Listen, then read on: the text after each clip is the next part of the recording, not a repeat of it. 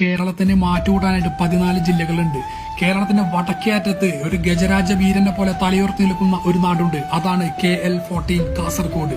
യുവാക്കളുടെ ഭാഷയിൽ മൊഞ്ചന്മാരുടെയും മൊഞ്ചത്തിമാരുടെയും നാട്. കളിക്കുന്നത് ഒരു കാസർഗോഡുകാരനാണെങ്കിൽ ഒരടി പിന്നാമ്പുറം നിൽക്കണം എന്നാണ് ചൊല്ല്.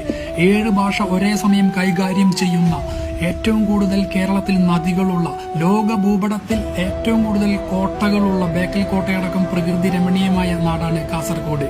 മഹാകവി കുഞ്ഞിരാമേട്ടനും മാപ്പിളപ്പാട്ട് കവി T ഉബൈദിനും ശില്പി കാനായി കുഞ്ഞിരാമേട്ടനും ജന്മം നൽകിയ നാടാണ് കാസർഗോഡ്. കാസർഗോഡിലെ ഒരു ചെറിയ വീട് മുതൽ വലിയ വീട് വരെ അതിഥികളെ വിഭവസമൃദ്ധമായ ഭക്ഷണങ്ങൾ കൊണ്ടാണ് വരവേൽക്കുന്നത്. അത് ഓരോ മലയാളിയുടെയും വായിൽ വെള്ളമൂറുന്നതാണ്.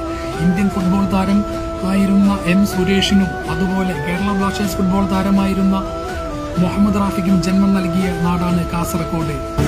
ये कासरगोड है भाई, यहाँ गोल भी हम है, वोट भी